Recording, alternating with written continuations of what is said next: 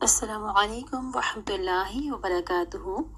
یا ربی لک الحمد کما ینبغی لجلال وجہک وعظیم سلطانک، اللہم صل علی محمد وعلی آل محمد۔ رب اشرح لي صدري ويسر لي أمري واحلل عقدة من لساني يفقه قولي رب زدني علما رب زدني علما رب زدني علما۔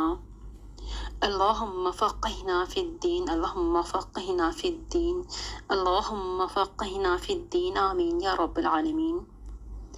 قرآن کی روشنی لیسن نمبر 14 میں آج ہم پڑھیں گے نون ساکن تنوین کا جو قاعدہ ہے اقلاب کا۔ ہم نون ساکن اور تنوین کی قواعد میں 3 قواعد پڑھ چکے ہیں، جس میں نمبر 1 پر ہم نے پڑھا تھا اظہار کا قاعدہ، جس کو ہم نے اظہار حلقی کے 6 حروف سے یاد رکھا تھا، جس میں نون کی آواز کو ظاہر کر کے پڑھتے ہیں۔ جیسا کہ آپ تصویر میں دیکھ رہے ہیں، اظہار حلقی کے وہ 6 حروف کون سے ہیں؟ حمزہ، ہ، عین، ح، غین، خ۔ دوسرے نمبر پر ہم نے پڑھا تھا ادغام کا قاعدہ، جس کو ہم نے یرملون کے 6 حروف سے یاد رکھا تھا۔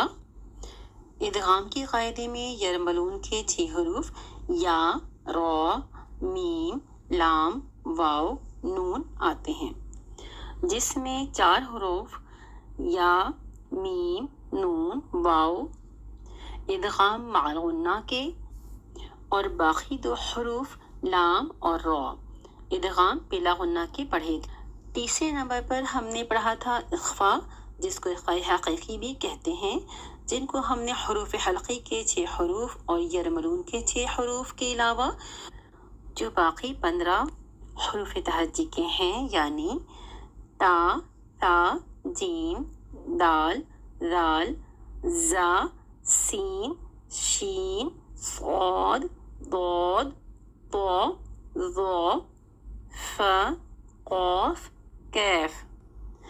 تو ان سارے قواعد کو اچھی طرح ذہن میں رکھتے ہوئے اب ہم آج نون ساکن یا تنوین کا آخری نمبر پر جو قاعدہ پڑھیں گے وہ اقلاب کا قاعدہ ہے۔ اقلاب کے لغوی معنی بدلنا اور اصطلاحی تجوید میں اس کا مطلب ہے ایک حروف کو دوسرے حرف سے بدل دینا۔ اس قاعدے کو آپ حرف با کی پہچان سے یاد رکھ سکتے ہیں، جیسا کہ تصویر میں آپ دیکھ رہے ہیں۔ نون ساکن یا تنوین کے بعد حرف با متحرک آ جائے، متحرک مطلب پتہ ہے نا آپ کو، یعنی اس کے اوپر کوئی حرکت ہو، خواہ کلمہ ایک ہو یا 2 کلموں میں، تو نون ساکن اور تنوین کو میم سے بدل کر غنہ کے ساتھ پڑھتے ہیں۔ علامت کے طور پر وہاں پر چھوٹی سی میم بھی لکھی ہوتی ہے۔ ہم مثال کے ذریعے اس کو سمجھتے ہیں کہ اگر حرف با نون ساکن کے بعد آ جائے یا پھر تنوین کے بعد آ جائے تو ہم اس کو کس طرح ادا کریں گے۔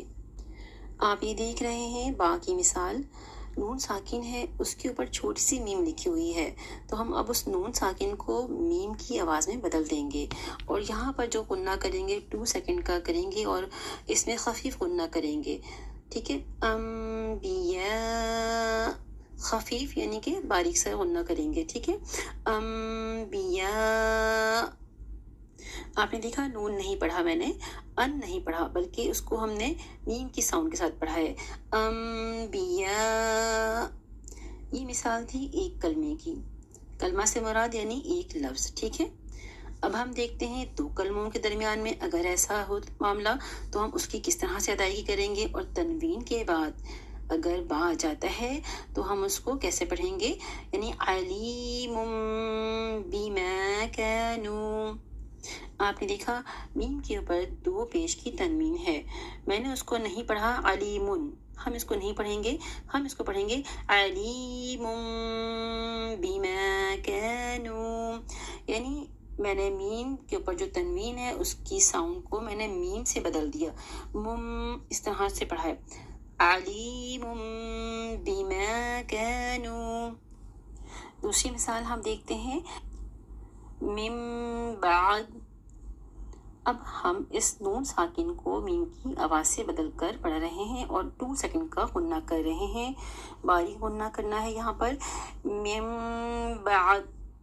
دوسری مثال قوما بورا، یعنی اس میں بھی میں نے دیکھیں غنہ کیا ہے اور اس کو ہم نے تنوین کو ظاہر نہیں کر کے پڑھا. جیسے قومن، اگر میں تنوین کو ظاہر کرتی ہوں تو قومن پڑھیں گے اس کو، لیکن ہمیں یہاں پہ کیا کرنا ہے، اخلاق کے قاعدے میں چھوٹی سی میم جو نشانی کے طور پہ لکھی ہوتی ہے آپ کو یاد رکھنا ہے کہ پھر ہمیں اس تنوین کو اس میم سے بدل کر پڑھنا ہے. اسی لیے اس کا نام اخلاق رکھا گیا ہے. قوما بورا. کچھ مثالیں اور دیکھتے ہیں. من بقلها. نون ساکن کو میں نے نہیں پڑھا، من نہیں پڑھا بلکہ میم کی آواز سے بدل دیا نون ساکن کو. من بقلها. اور آپ کو یاد ہونا چاہیے یہاں پر قاف میں قلقلہ بھی کریں گے. بقلها. اور ہاں سینے والی ہے.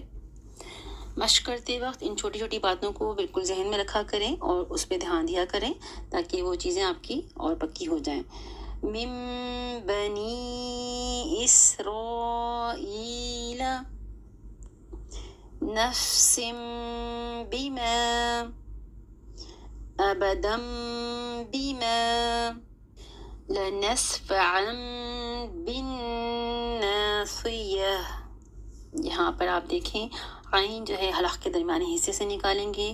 بن، یہاں پر ہم نے نون پہ شد والا غنہ یاد ہے آپ کو کیا، ٹھیک ہے. اور اس کے بعد صاد، تھوڑی سی سیٹی کے ساتھ صاد کو ہمارا پڑھ چکے ہیں نا ہم لوگ کہ سیٹی والا حرف ہے صاد، ٹھیک ہے نا. تو بن ناصیہ. اچھا یہاں پہ وقف جو کیا میں نے تو گول تا کو گول ہا میں بدل دیا. یہ چھوٹی چھوٹی سی ڈویژن بھی آپ لوگ رکھا کریں ذہن میں. منفطر بھی، یہاں پہ رو کو ہم پر پڑھیں گے رم بھی، ٹھیک ہے. یہاں پہ بھی میں نے وقف سے پڑھا ہے، ویسے تو بھی ہی لکھا ہوا ہے. منفطر بھی مطمئن بالایمان. آپ نے دیکھا تو پہ میں نے قلقلہ کیا. قوف تو با جیم دال آپ کو یاد ہونے چاہیے، 5 لیٹرز ہیں یہ قلقلہ کے جو کہ ہم پڑھ چکے ہیں. تو آپ نے ان چیزوں کو خیال سے پڑھنا ہے. مطمئن، مطمئن، نون کے اوپر شد بھی ہے، غنہ کریں گے. مطمئن، 2 دفعہ غنہ ہو رہا ہے یہاں پر دیکھیں. مطمئن، ایک دفعہ نون مشدد کا، ٹھیک ہے. اور پھر اوپر جو میم ہمارے پاس ہے اس کو ہم نے تنوین کو میم سے بدلنا ہے یہاں پر اور پھر باب کے ساتھ ملانا ہے. مطمئن بالایمان. یہاں پہ آپ دیکھیں آگے ای میں جو ہے یا مدہ بھی آ گئی اور ماں میں جو ہے وہ الف مدہ آ گئی ہے. اور آگے ہم نے اس کو جب وقف کرنا ہے تو ہم نون ساکن کر دیں گے بالایمان، ٹھیک ہے. اچھا قرآن میں آپ دیکھیں گے کہیں پر تنوین کے اوپر جیسے میم نہیں لکھی ہوئی ہوتی ہے، با آ جاتا ہے اس کے بعد لیکن میم نہیں لکھی ہوئی ہوتی ہے، تو وہاں پھر آپ کو خود سے میم کو ہی پڑھنا ہے اظہار کر کے وہاں پر، ٹھیک ہے. تنوین کو نہیں پڑھنا. ہم ملاتے وقت پھر با کے ساتھ جب ملائیں گے آیت کو تو ہم اس کو میم کے ساتھ ادا کریں گے، مطلب اس میں ہم ساکن، نون ساکن اور تنوین نہیں ادا کریں گے. آپ وہاں پر خود لگائیں گے.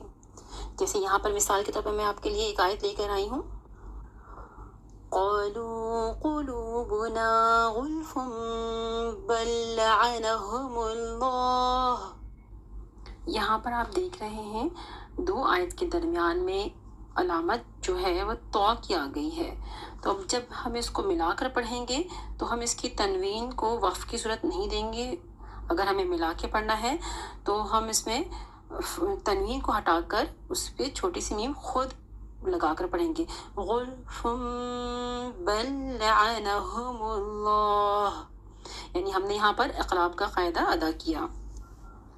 نوٹ یاد رکھنے کی بات یہ ہے جہاں پر نون ساکن اور تنوین والے حروف پر چھوٹی سی میم نہیں لکھی ہوگی وہاں آیت ملانے کی صورت میں آپ خود میم لگا کر پڑھیں گے.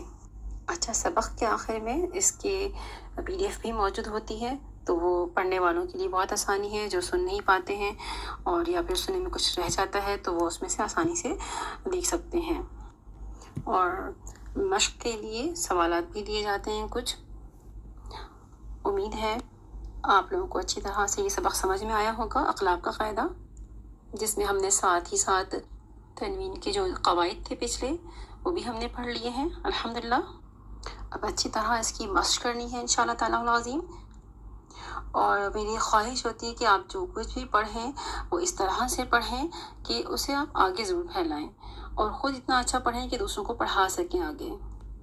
اللہ سے دعا ہے اللہ تعالیٰ اس علم کو آپ کے لیے، میرے لیے، ہم سب کے لیے اللہ تعالیٰ دنیا میں ہدایت کا اور رحمت کا ذریعہ بنا دے، بھلائی کا ذریعہ بنا دے، اور اللہ تعالیٰ آخرت میں ہمارے لیے اس قرآن کو اور اس علم کو ہمارے لیے بخشش کا ذریعہ بنا دے، نور کا ذریعہ بنا دے، آمین ثم آمین۔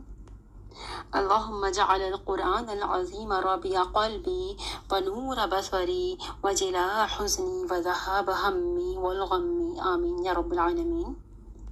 سبحانک اللہم وبحمدک اشہد ان لا الہ الا انت استغفرک واتوب الیک، آمین۔